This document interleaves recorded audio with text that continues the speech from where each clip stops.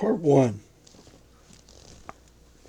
Judaism meets Hellenism.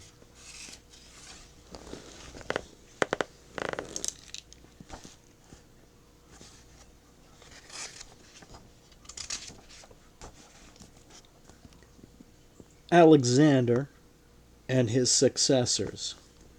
1. In 332, two great cultures, Hellenism and Judaism, met for the first time. The encounter was to have the profoundest influence on subsequent history. In fact, it laid the foundation of Western civilization. The two cultures were not dissimilar in their general view of the world. Judaism, as the Pharisees interpreted it, was a universal religion recognizing one God. Anyone, regardless of race or nationality, who accepted the God of Israel thereby joined the community of the Judeans. Hellenism, as taught by its philosophers, looked to the development of the polis into a cosmopolis, in which all men would be equal. Socrates, in his oration Panegyricus, maintained that the word Hellene applied to those who share our culture rather than to those who share our blood. He believed that Hellenism was a fire to be kept burning amid the surrounding darkness, even as the Pharisees considered Judaism a cultural lamp that would someday pierce the darkness of the pagan world. It is true that Greeks and Judeans had met long before, when Greek settlements were founded along the Phoenician coast and provided recruits to serve against the Persians. These settlements had commercial contacts with the Judeans. In 332, however, the whole of Judea became subject to the Hellenes, who ruled over it for almost 2 centuries. True, the Greeks tried during this period to assimilate the Judeans or to eliminate them, and the Judeans fought back until Judea eventually became an independent state. But this did not prevent mutual influences which in time transformed the Western world. Alexander the Macedonian. The story begins in Persia, in the Battle of Issus, in the autumn of 333. Alexander the Macedonian won a decisive victory over Darius. He completely destroyed the Persian army, even taking Darius's wife and daughters captive. Instead of pursuing the enemy, however, Alexander decided to destroy the still powerful Persian fleet. For this purpose, he marched towards Syria. He sent Parmenium to occupy Damascus, and he himself followed along the Mediterranean coast with an army. Byblos and Sidon welcomed him. Tyre sent envoys to meet him and offered submission. But when he expressed a desire to enter the city to make sacrifices to his ancestors, Heracles and Melkart, he was refused admission. The inhabitants were apparently skeptical of his claim of a final victory over Darius.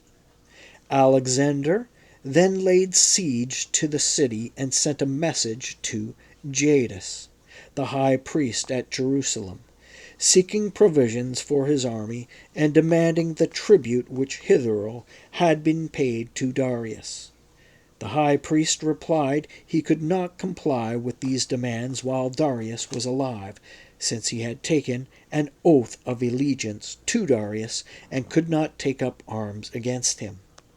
Alexander was angered by this reply, and threatened to punish the high priest and the inhabitants of Jerusalem. But the siege of Tyre prevented him from doing so at this time. The news of the defiance of the high priest in the temple of Jerusalem was welcomed by Sanballat, the leader of the Samaritans.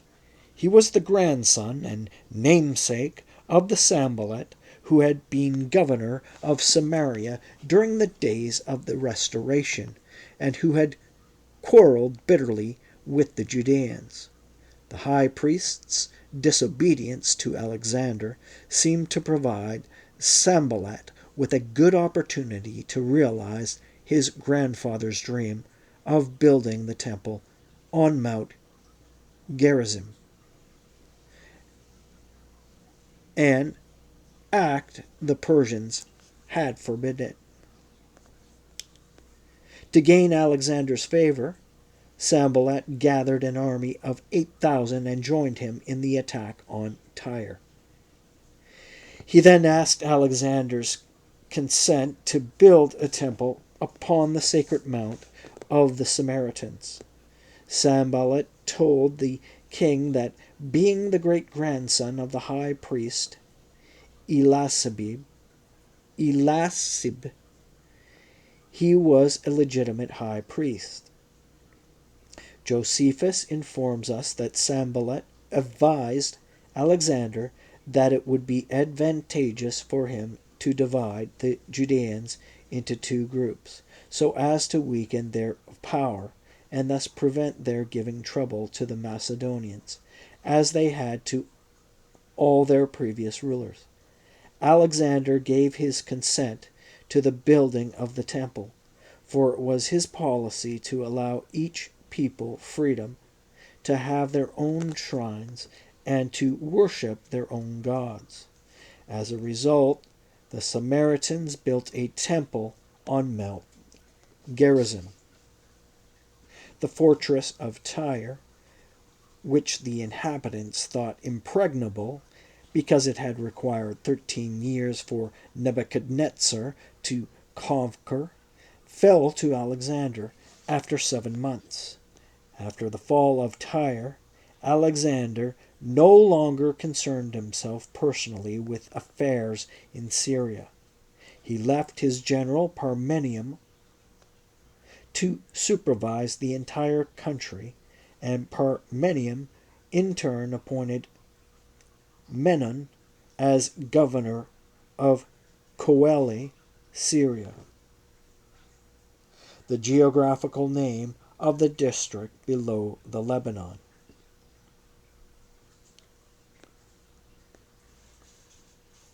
Alexander then marched towards Egypt by way of the Phoenician coast.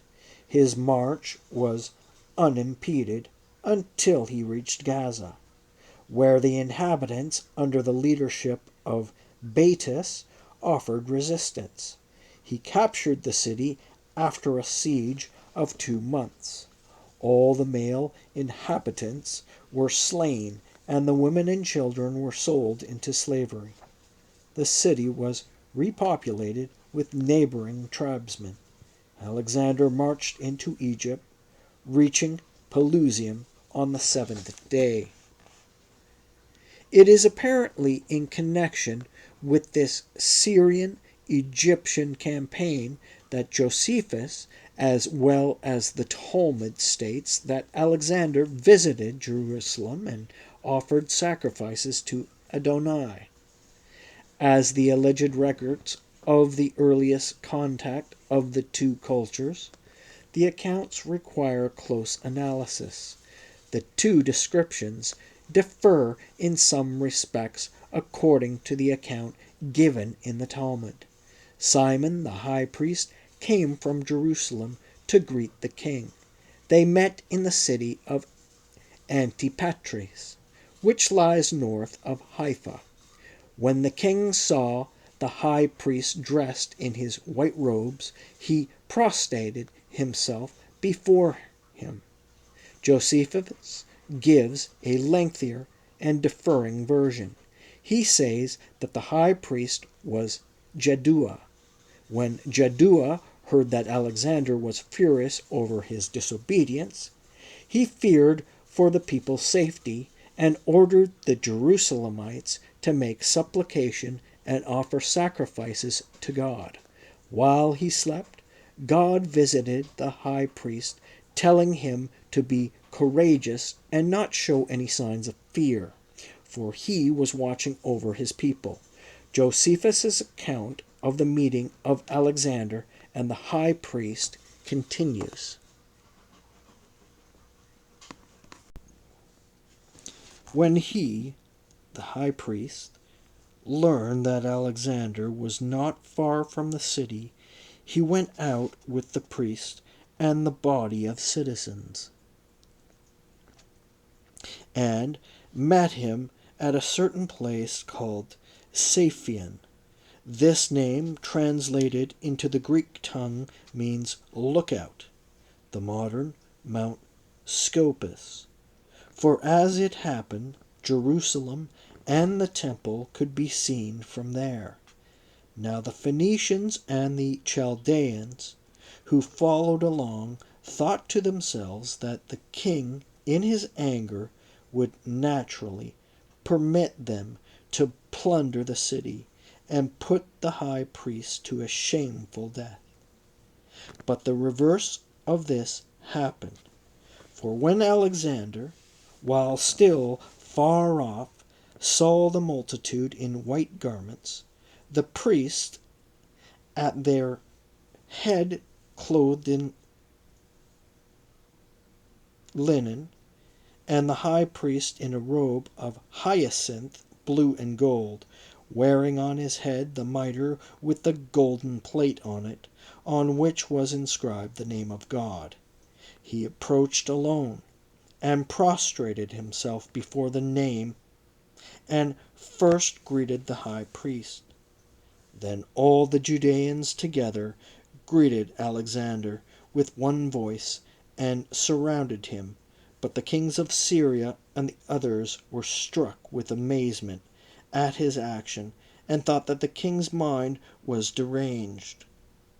Parmenion alone went up to him and asked why, indeed, when all men prostrated themselves before him, he had prostrated himself before the high priest of the Judeans.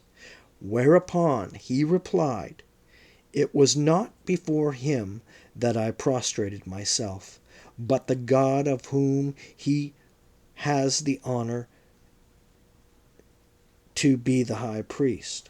For it was he whom I saw in my sleep, dressed as he is now, when I was at Dium in Macedonia.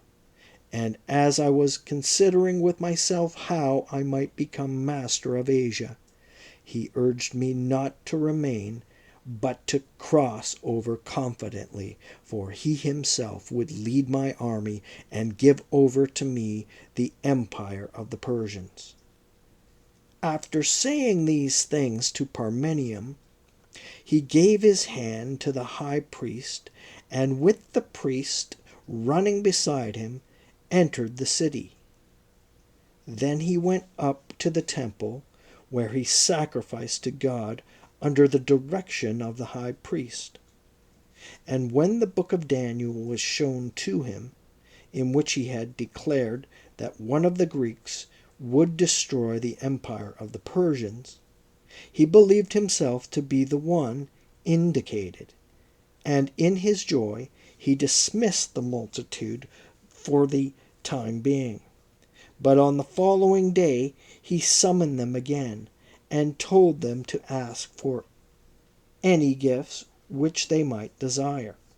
When the high priest asked that they might observe their ancestral laws, and in the 7th year be exempt from tribute, he granted all of this. Then they begged that he would permit the Judeans in Babylonia to observe their own laws, and he gladly promised to do as they asked. And when he said to the people that if any wished to join his army, while still adhering to the customs of their country, he was ready to take them. Many eagerly accepted service with him.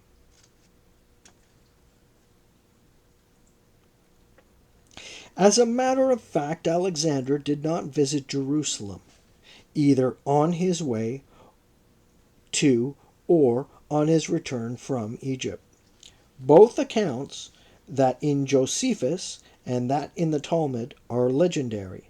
The legend was composed in a later period and properly belongs to the genre of Alexandrian romance. Alexander was universally idolized, and all the nations had tales about him. They associated his name with their own heroes and their own history. Such an association has been widespread even in modern times. The Bedouin thought that Napoleon Bonaparte, who swept through the Orient, was indeed Iskander, Alexander, who had come again. In Abyssinia, his name is associated with Christian saints. A whole dream world has been built up in the countries of the Near East around his name, and legends connect him with divinities and great warriors. Josephus, who found the legend in some source document, did not realize that it was of little historical value. Yet legends often do contain a nucleus of truth. This legend may reflect the association of Alexander and the Judeans and his friendliness towards them. The detail about the release from tribute in the seventh year is significant.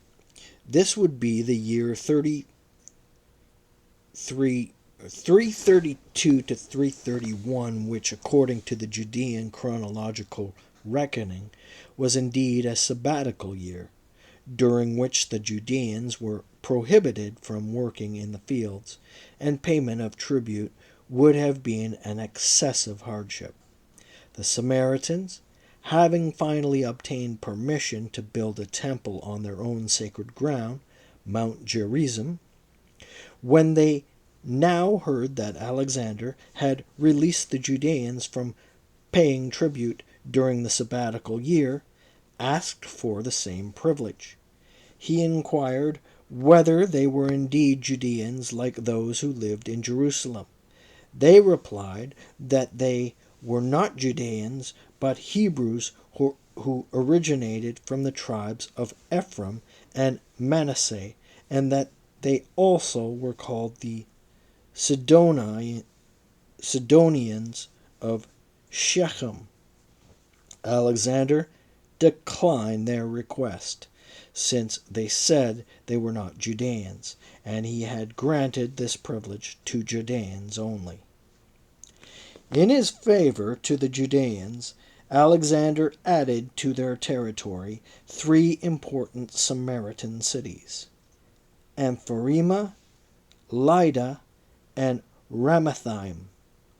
This generosity is the more remarkable because of the fact that the Judeans who lived in Jerusalem and the surrounding territories were fewer in number and less prosperous than the Samaritans who lived in Shechem and its environs. Alexander, however, granted privileges to the Judeans of Jerusalem, not with them alone in mind. A large number of Judeans lived outside of Judea, in Babylonia, in Persia, and in the coastal cities along the Mediterranean. Alexander was generous in order to gain the confidence of these Judeans in the diaspora and to secure their support for his campaign. Alexander died suddenly in the year 323, less than 10 years after he had gained dominion over Syria. It is not certain whether he ever found the opportunity to reorganize the political and economic situation of Judea. Even the title by which he was known in Jerusalem is uncertain. In the Greek cities, he was considered a god. In Egypt, too, he was considered a god. Among the Macedonians, to whom he had granted some quasi-constitutional rights, he ruled as king. In Persia, he had the title imperator, autocrat. Many other Greek cities of Asia and Europe considered him merely an ally. But, however, the Judeans in Jerusalem looked upon him. They certainly did not consider him a god. Alexander, for his part, did not consider Judea a separate and distinct province. During his lifetime, the country was called Coel Syria, and it was simply an administrative region of which Jerusalem was a part. Its people were not then known as Judeans. Those who lived in Jerusalem and the surrounding cities were called simply Jerusalemites. So, too, the people who lived in Shechem and the surrounding cities were called Shechemites, and they were all governed by the military head of Coel Syria. There was thus neither a Judea nor a Samaria as a political district. There had always been a Peha, governor, appointed by the Persian government, who had a seat in Jerusalem. Sometimes he was a Judean, like Nehemiah. At other times he was a Persian, like Bigva, Bagoses. Alexander abolished the administrative post of the Peha. However, it seemed that the high priesthood was invested with more power by Alexander than it had been before, and the theocracy became the immediate form of authority in Judea. After the death of Alexander, the Macedonian Empire disintegrated.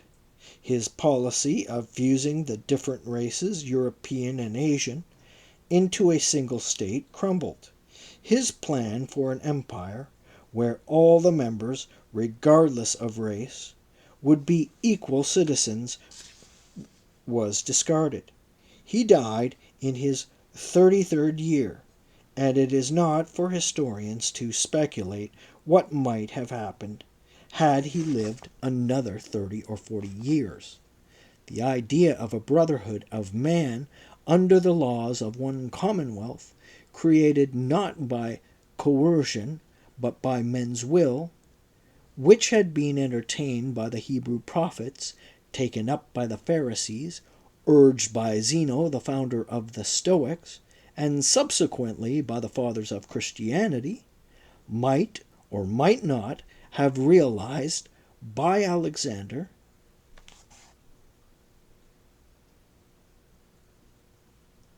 might or might not have been realized by Alexander. The historical fact is that the concepts of nationalism and of the differentiation of the races are still strong after 2,000 years. The vision of the brotherhood of man has remained but a dream down to our own day.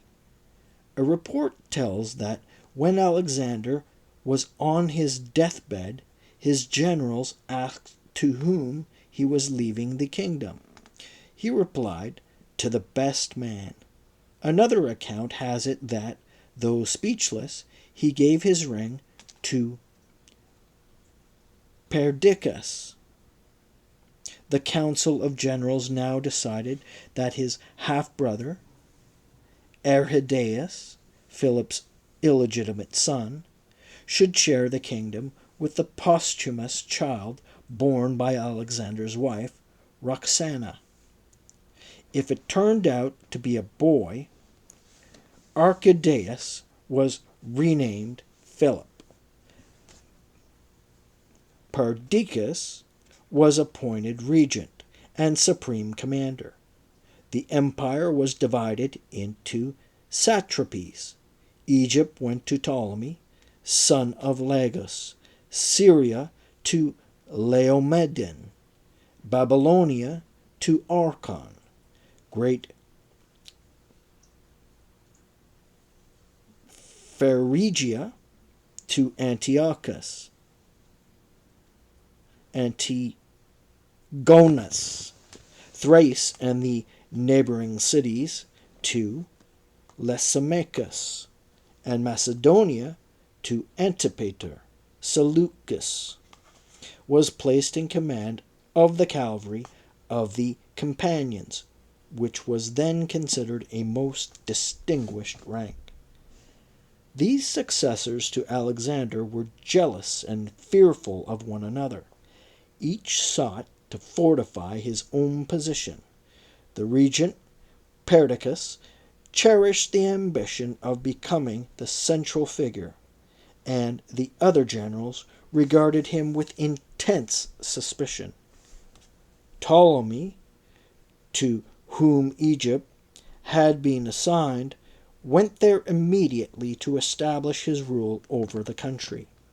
He contrived to have the body of Alexander brought to Egypt for burial.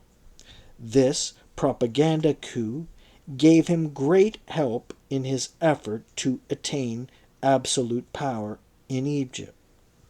According to an arrangement made by Perdiccas, Cleomenes was assigned to Ptolemy as an assistant to keep watch over him.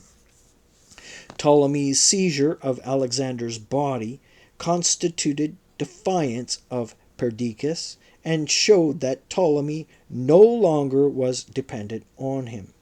Moreover, Ptolemy brought charges against Cleomenes and had him executed. By this act, Ptolemy challenged the authority of Perdiccas directly. The latter had to accept the challenge or abdicate. Antipater, another Macedonian general, was also opposed to the regency of Perdiccas. Two other generals, Gratyrus and Antigonus, joined Antipater, and Perdiccas now realized that he was faced with war on two fronts. In 321, he decided to lead an army against Ptolemy, while he trusted Eumenes to engage Antipater. Perdiccas was defeated and executed by the generals, among whom was Seleucus. The regency was now offered to Ptolemy, but he declined it, and Antipater was elected regent to act in the name of the generals. He made a new distribution of the satrapies. Ptolemy was confirmed as the satrap of Egypt, and Laomedon was that of Syria. Antigonus was appointed a general of the royal army and was ordered to finish the war against the remnants of Perdiccas's army. As a check, however, upon his ambition, Antipater appointed his own son, Cassander, as Chiliarch, second in authority. Babylonia was assigned to Seleucus as a reward for his opposition to Perdiccas.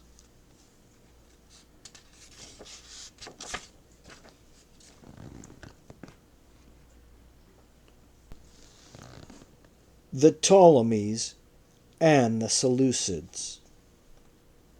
Ptolemy always wanted Egypt to be a Mediterranean, not an African power. He had no desire to spread his rule up the Nile into the Sudan. His aspirations were to make Egypt impregnable by holding the Mediterranean coast and the country east of it. Diodorus states that Ptolemy considered Phoenicia and Coeli, Syria, to be conveniently situated for an offensive against Egypt, and that he decided to annex them in order to prevent an attack against him. He dispatched an army under the leadership of Nicanor, who subdued the entire country. The satrap, Laomedon, was captured and later managed to escape. Josephus relates that Ptolemy then seized Jerusalem by a stratagem. He entered the city on the Sabbath day by deceiving the Judeans as to his real purpose. Because the Judeans did not use arms on that day, he was able to take the city without fighting. To assure its impotence, he demolished its walls. Some have suggested that Ptolemy's capture of Jerusalem did not take place in 321, but later, either in 312 or 302. Thus, Diodorus' account of the subduing of Coeli, Syria, mentions only the name of Nicanor, Ptolemy's general, but not Ptolemy himself. This, however, does not exclude the possibility that Ptolemy may have been in Coel, Syria, in the year 320, nor does it prove the inaccuracy of Josephus's account. Moreover, Appian also says that Ptolemy seized Laomedon, which means that Ptolemy was in the country when Antipater was still alive. It is likely that the Judeans, who were loyal to Alexander and his successor, opposed Ptolemy, since the regent had appointed him only to the Egyptian satrapy. Ptolemy, who had long hoped to become independent of the regent, Antipater subdued Coeli, Syria, which was in the latter's domain. He then destroyed the walls of Jerusalem, lest the Judeans deprive him of the fruits of his victory. In the spring of 319, Antipater died. He had appointed Polyperchon regent, and made his son Cassander, Chiliarch, second in authority to Polyperchon. This was a disappointment to Cassander, who had hoped to succeed his father as regent. He therefore sent secret envoys to Ptolemy and to other generals, offering to ally himself against Polyperchon. The alliance was formed, and Antigonus became its outstanding general. In a battle which followed in 318, Polyperchon was defeated. Nevertheless, Eumenes, who was loyal to the royal house, marched his army through Coeli, Syria, in order to restore the satrapy of Coel, Syria, which Ptolemy had usurped. But Eumenes' army was defeated, and he was executed. Antigonus, having become emboldened by his victories over the other generals, now challenged his allies, as Perdiccas had done. He removed all the generals who had served under the alliance. Seleucus, who feared that he also might meet the fate of the other generals, fled for safety from Babylonia.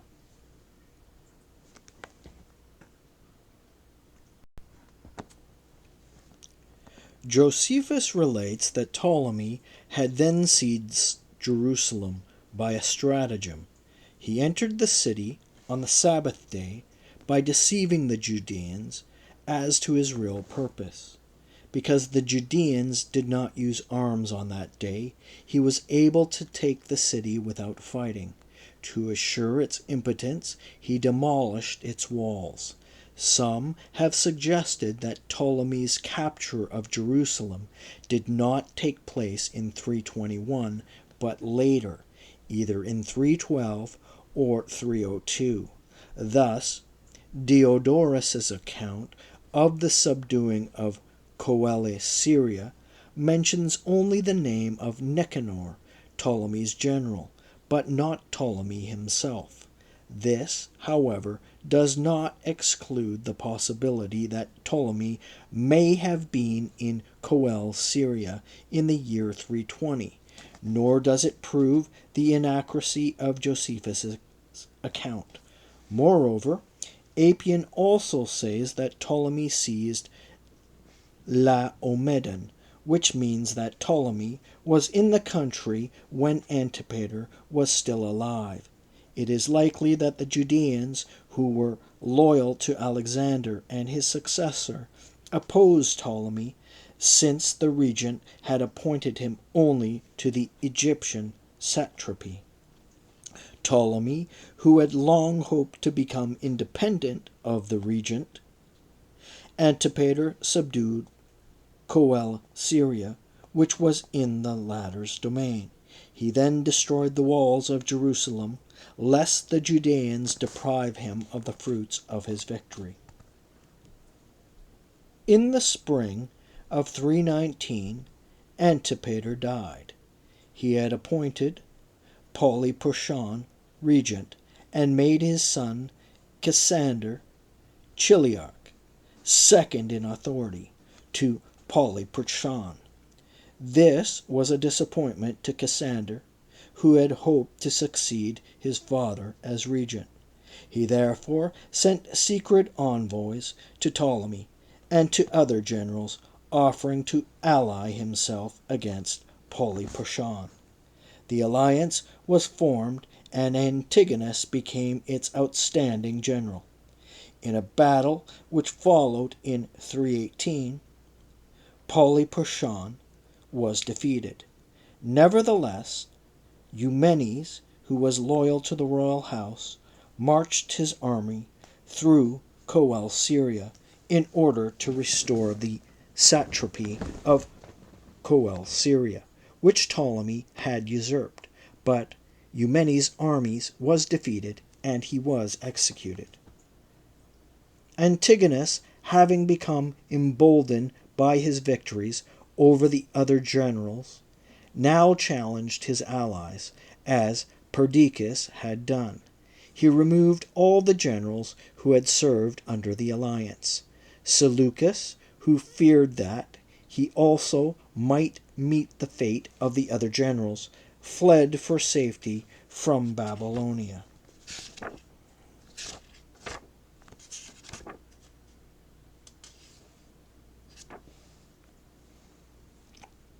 A new alliance was formed consisting of Ptolemy, Lysimachus, Cassander, and Seleucus.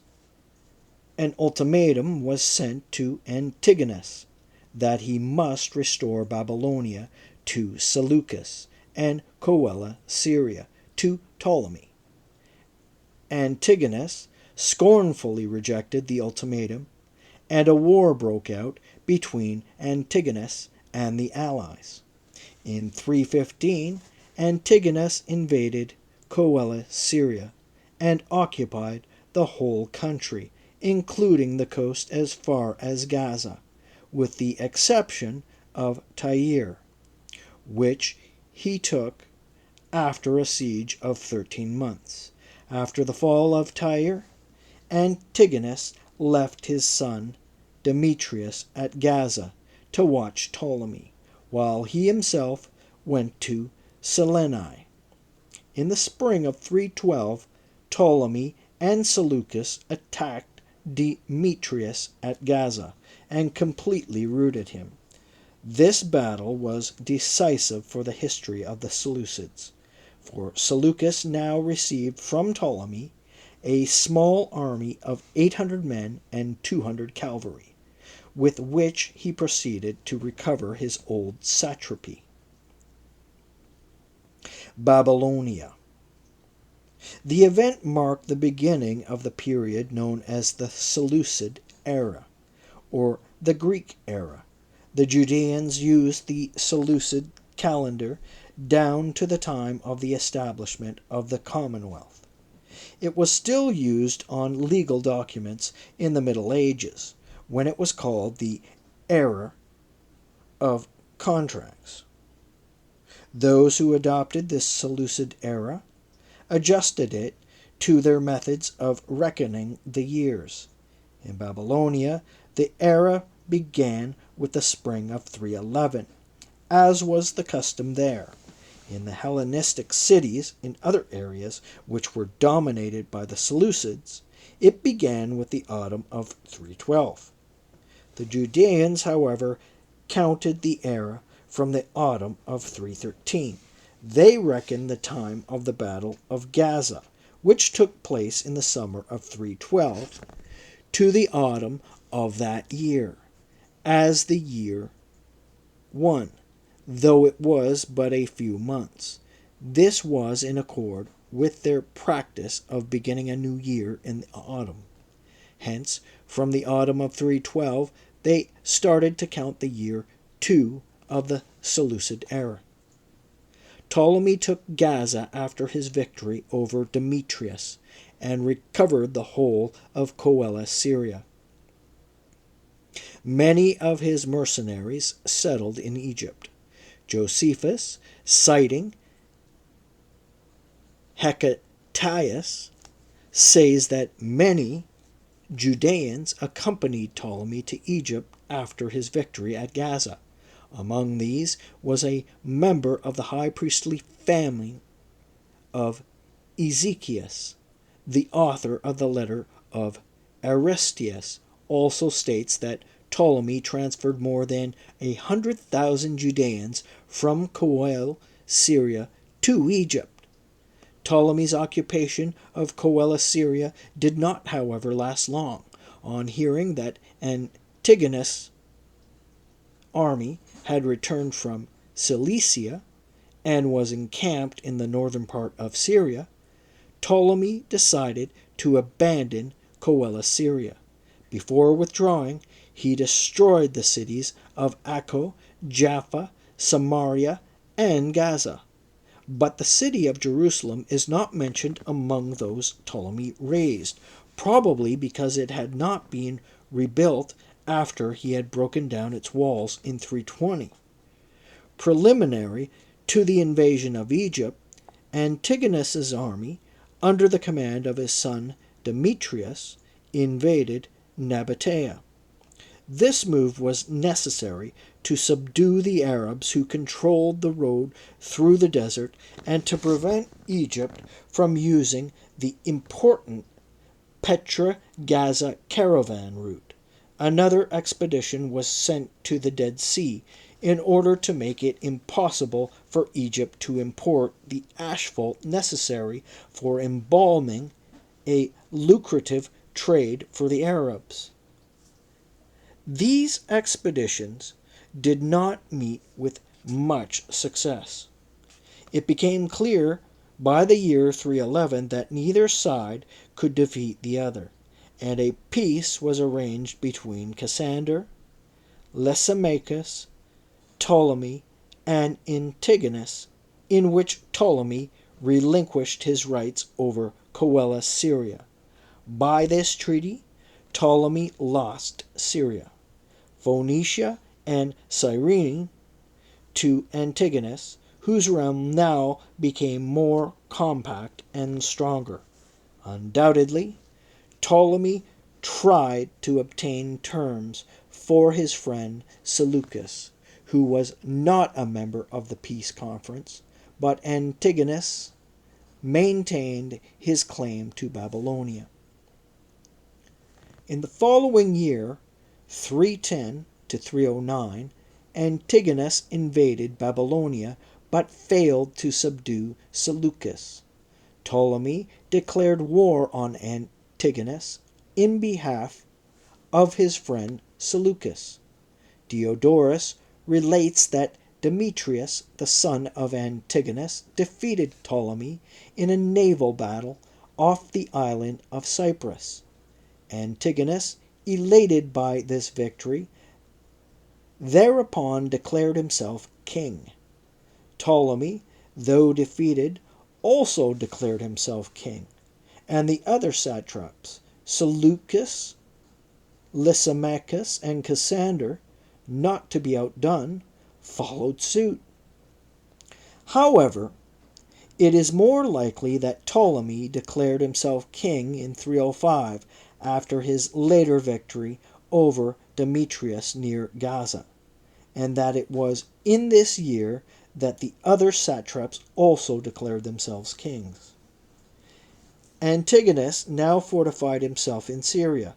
He founded Gadara and other cities following Alexander's policy in this regard. In the Euphrates Valley, he founded the city of Dura, which was later called Dura Europus. He also founded the city of Antigonea on the Ascanian Lake. Later, this city became famous under the name of Nicaea.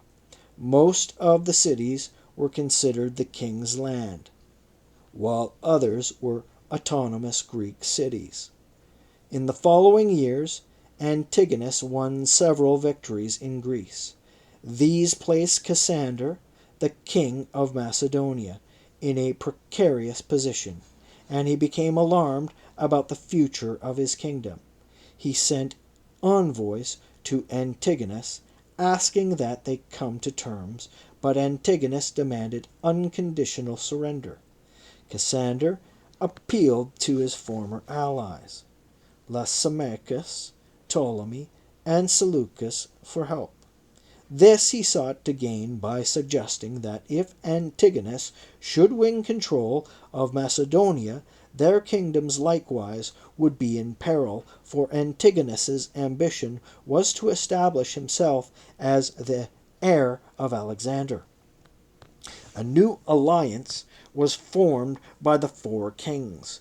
Ptolemy promptly invaded and occupied Coele-Syria, leaving the other three kings to engage Antigonus. They won a decisive victory at Ipsus in 301, in which battle Antigonus was killed. Ptolemy himself, being with his army in Coele-Syria, heard false rumor that Antigonus had won a great victory over the three kings and that he was marching against him. Ptolemy thereupon evacuated Coele-Syria for the third time. When he learned the truth that Antigonus had been totally defeated, he invaded Coele-Syria for a fourth time and occupied it once again. Meanwhile, the victorious three kings divided the spoils among themselves. Cassander was recognized as the king of Macedonia, and Coele-Syria was now given to Seleucus, while Lysimachus received a great part of the territory ruled by Antigonus in Asia Minor. When Seleucus and his army arrived in Coele-Syria, he found Ptolemy's army in possession of the land. Seleucus realized that he could obtain the country only by making war upon Ptolemy. Yet Ptolemy had formerly been his ally, and he was indebted to him for the success of his career. Seleucus could not fight against his old friend. He maintained, however, that by treaty Coele-Syria had been ceded to him, that Ptolemy had forfeited any claim to it by his failure to participate in the war against Antigonus, and by his withdrawal from the territory upon hearing that Antigonus had been victorious. Ptolemy, on the other hand, maintained that the old treaty by which Coele-Syria had been assigned to him was still valid. The result was that the rule over this area remained for generations an unsettled issue between the two kingdoms. The Seleucids continued at Ipsus in 301, whereas the Ptolemies based their rights on the pre-war treaty of 303.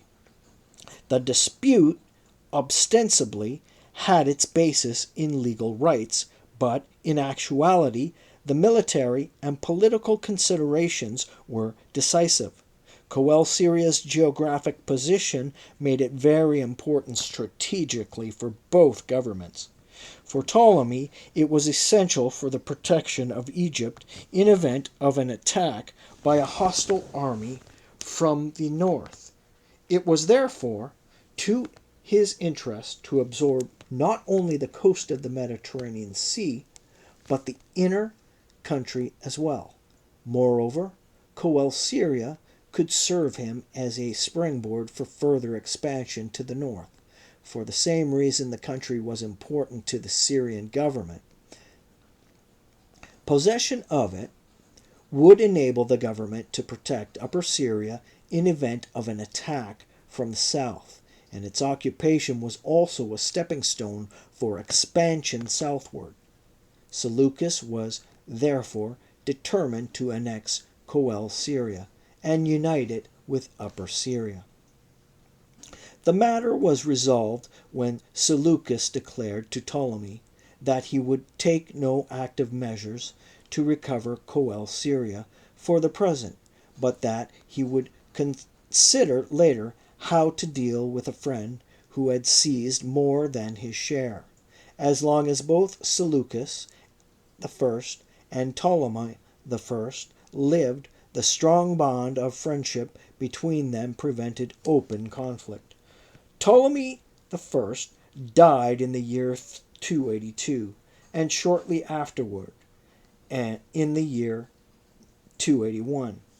There followed the assassination of Seleucus, his old friend and comrade in arms, from the time of Alexander. The death of the two kings brought into the open the unsettled question of rule over Coel Syria. A series of wars for its domination broke out between the Seleucids and the Ptolemies. The first open clash came in the year 274 to 273, when Ptolemy II invaded Upper Syria as far as Damascus. Although Antiochus I, the son of Seleucus, succeeded in retaking the province, and he made peace with Ptolemy, the gains of the conflict remained with the Egyptians. There is a possibility that the peace was concluded because Antiochus had heard that a plague had broken out in the upper lands, and he felt it more advantageous for him to be in Babylonia than in Coeli Syria.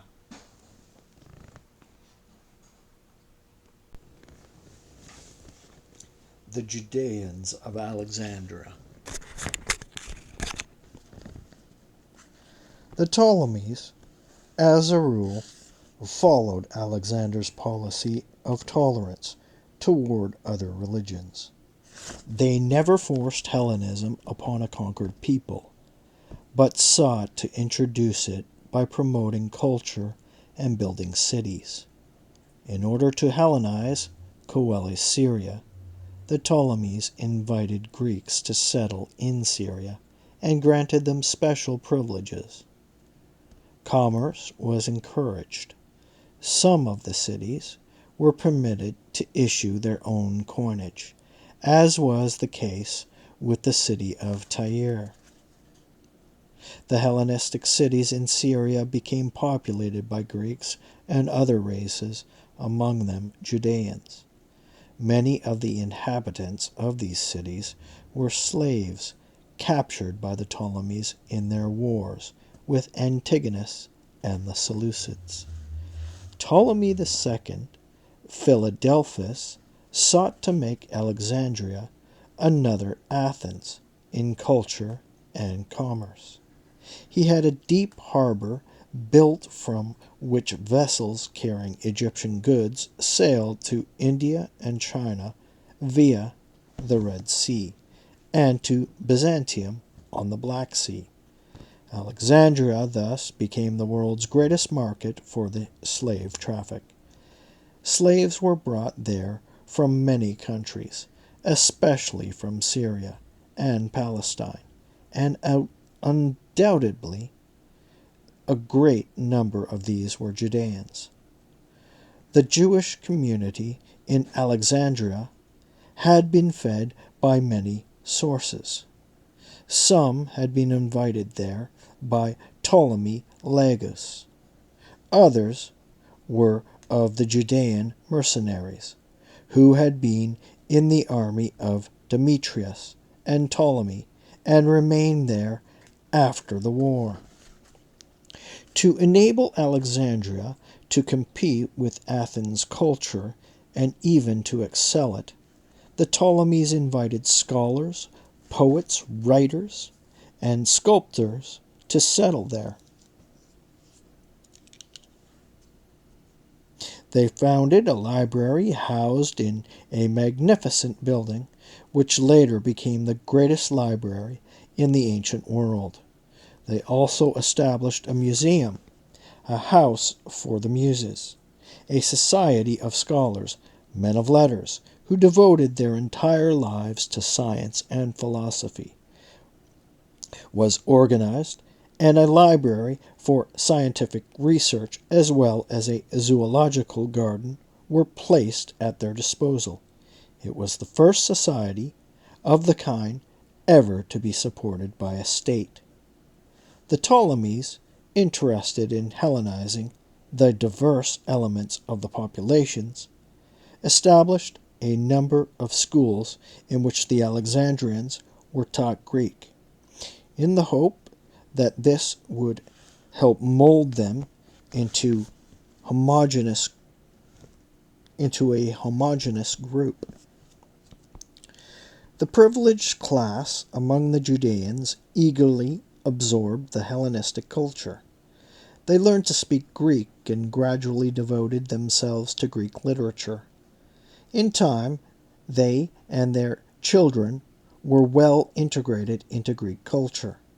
Tradition relates that as part of this general culture concern, Ptolemy Philadelphus became interested in the Hebrew Bible.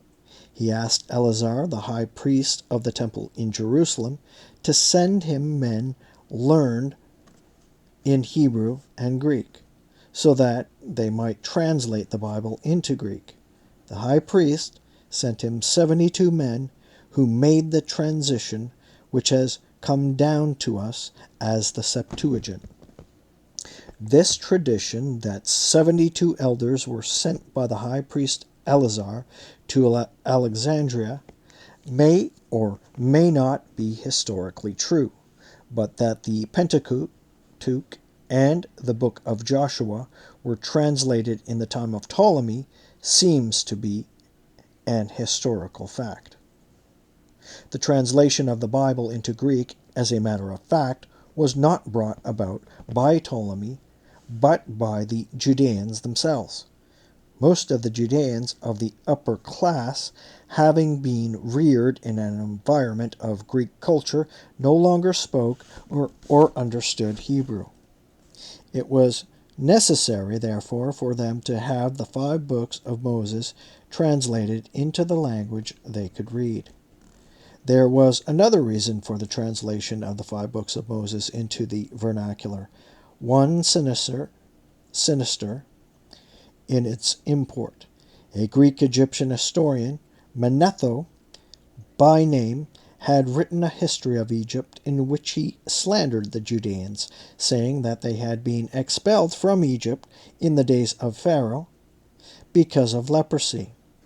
The Judeans of Alexandria wanted it understood that their forefathers had left Egypt of their own free will. Moreover, the Judeans wanted to impress their neighbors with the antiquity of their race.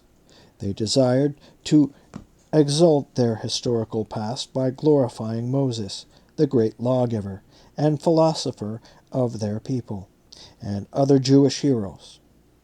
They sought in this way to open up the treasury of their scriptures and make their spiritual splendors accessible to the Hellenes. Ptolemy II, for his part, was pleased that the Judeans were translating their sacred books into Greek, since this fitted in with his general policy of Hellenization. He had a political motive in mind as well. Ptolemy sought to encourage the different racial groups of his kingdom to be independent of their mother countries. His library was built, and his society of scholars and philosophers was inaugurated so that the literati would be independent of Athens. He hoped that the translation of the Hebrew sacred books into Greek would make the Alexandrian Judeans independent of Jerusalem. One can see the origins of the policy in the fact that Ptolemy I brought to Egypt a priest named Hezekiah, who was of the high priestly family, so that he might establish a firm and independent religious life among the Judeans. The Ptolemies, for the same reason, gave the Judean prosush, a place of prayer, the legal status of an asylum, thus putting it on an equal basis with the Temple of Jerusalem and with the Greek and Egyptian temples. The policy of the Ptolemies towards the Syrians was tolerant and even benevolent. They allowed them to worship their own historical gods and the gods of Hellas if they desired. Ptolemy Philadelphus was the first to declare himself a deity, and when his wife's sister, Arsinoe, died, he declared her to be a goddess, equal with himself. From his reign, the Ptolemies were considered deities, and such royal deification became a permanent institution. Thus, though the Ptolemies allowed conquered peoples to worship their own gods, they made the worship of the Ptolemies as gods mandatory. The political and economic systems in Coeli, Syria. In order to hold Syria, the Ptolemies found it necessary to ward off a possible attack from the north. To this end, as we have seen, they built cities and populated them with Greeks. Ptolemy Philadelphus rebuilt the city of Rabat Ammon in Jordan and named it Philadelphia. On the shore of Lake Gennesaret, he built the city of Philateria, and on the site of Acco, he built Ptolemais. South of Judah, a fortress was built and named Bet Zer. Bet Shean was included in the process and renamed Scythopolis. The cities in Phoenicia on the coast, Tyre, Ascalon, Ashdod, and Ekron, became Hellenized by planned immigration of Macedonians and Greeks. Due to the economic conditions in Greece and Macedonia, the migration to Asia, and particularly to the Mediterranean coast, was great. The new population that came to the Hellenized cities was not drawn from the best elements of Athens and Sparta, but rather from the lower class of Macedonia and other parts of Greece. Both the impoverished and the adventurers in search of riches migrated to Syria. Some cultured people also came, but they were hardly the dominant group. Another significant element was composed of the veterans from the armies of Alexander and the Ptolemies who had fought in Syria and remained there after being discharged. Syria, however, despite this new population, did not become completely Hellenized. The Greek language did not become the only language of the country, as was the cause in Alexandria. The educated classes in the cities undoubtedly spoke Greek, not the classical language, but Koine, the common speech. But the peasants continued to speak their native tongue, Aramaic, though they most likely knew some Greek words. On the other hand, many Aramaic words and phrases entered the Greek language spoken in the cities. Thus, those who dominated the country politically and economically had to resort to Aramaic to communicate with the peasants. Hence, many localities were bilingual. Religion, too, was syncretized. The Hellenes brought their deities with them, but they also joined the populace in worshipping the deities already established in the country. In Ashdod, the goddess of Bet Dagon was worshipped together with the gods of the Hellenes. The Syrian goddess Astarte was adopted by many Hellenes.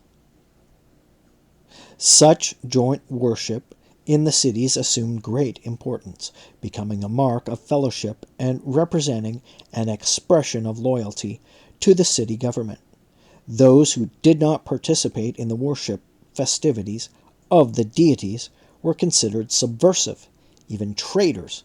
Later, in Roman times, one who did not worship Caesar and did not bow to his statue was considered a traitor to Rome.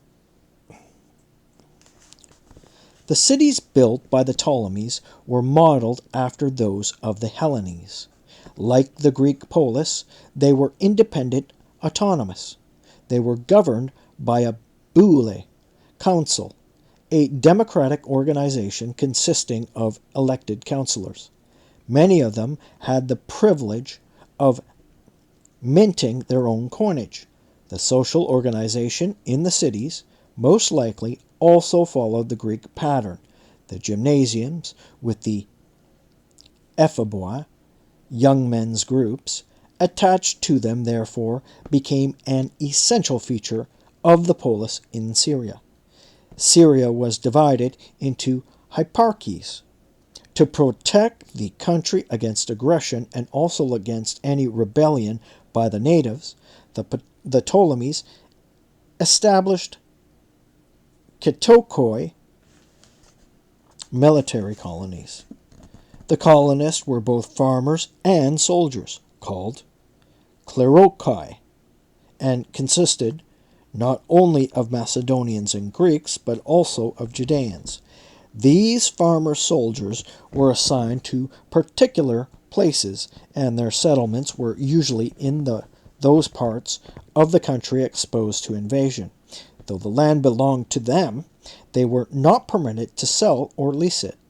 The colonists, or rather their leaders, enjoyed special privileges and exercised special powers over their communities.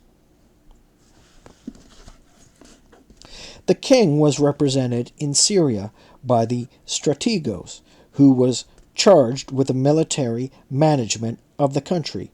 The tax collectors, representatives of the crown, were the local diocetes, who were entrusted with all civil matters. They also made contracts for the leasing and sale of the land.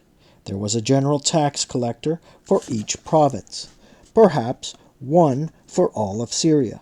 The tax farmers and the general tax collectors were not chosen by or appointed by the people of the respective provinces. The offices were sold at auction in Alexandria and went to the highest bidder. Officials were then assigned to them to assist them in collecting the taxes and fulfilling their obligations to the government. A spy system was also introduced to make certain no threat to Ptolemaic rule would arise undetected. In the time of Ptolemy Philadelphus, no locality was without its denunciators, Manutiae.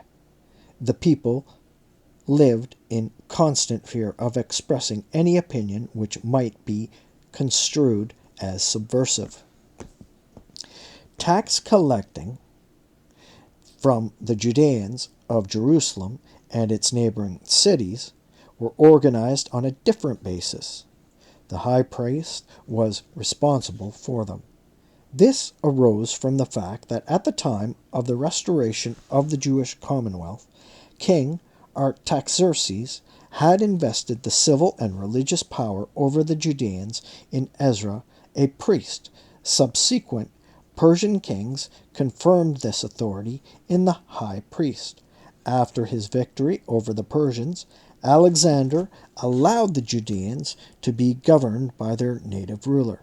When Syria was wrested from the Persians, the leadership of the Judeans in Jerusalem continued to be entrusted to the high priest, who was responsible to the government. Antigonus followed this policy when he dominated Syria, and so did Ptolemy Lagus. Ptolemy Philadelphus, who proclaimed himself a deity, the highest god, believed that all the people should worship him. He held that all the temples were subservient to him, and that he had a right to appoint the respective high priests. The office of the high priest of Jerusalem, however, could not be filled by simple appointment. It was hereditary. It was restricted to one family, the Zadokites, and it was further limited to the eldest son. To indicate that the high priest of Jerusalem was also subservient to the king, Ptolemy Philadelphus imposed a nominal tax of 20 talents upon the high priest. And this sum was to be paid by him not from the temple revenue, but from his own private funds. Syria served not only as a buffer state, but also as a vital source of revenue for the Ptolemies. Egypt, though a rich country with highly developed resources, nevertheless was not self-sustaining. Many items had to be imported both for the development of industry and the daily need of the people. Hence, trade with Syria was important. The Zenon papyri clearly indicate the extensive commerce carried on between Syria and Egypt. Special officials of the Egyptian court even had to be stationed in Syria to supervise these transactions. Vineyards were cultivated in Egypt, but the better part of her wine had to be imported from Syria, from what is now Galilee. Syrian olive oil also had to be brought in. Bitumen came from the Dead Sea for embalming purposes. Cattle, too, and horses were supplied by Syria. The Greeks were fond of woolen garments, and so wool was imported, as well as sheep for breeding. Slaves, both for domestic purposes and for prostitution, were brought from Syria. Although Egypt had always been rich in grain and was the granary of Greece and Rome, she had nevertheless, from time to purchase wheat from Syria. Finally, Syria and Phoenicia controlled the important caravan routes on which much of the trade of the entire area moved.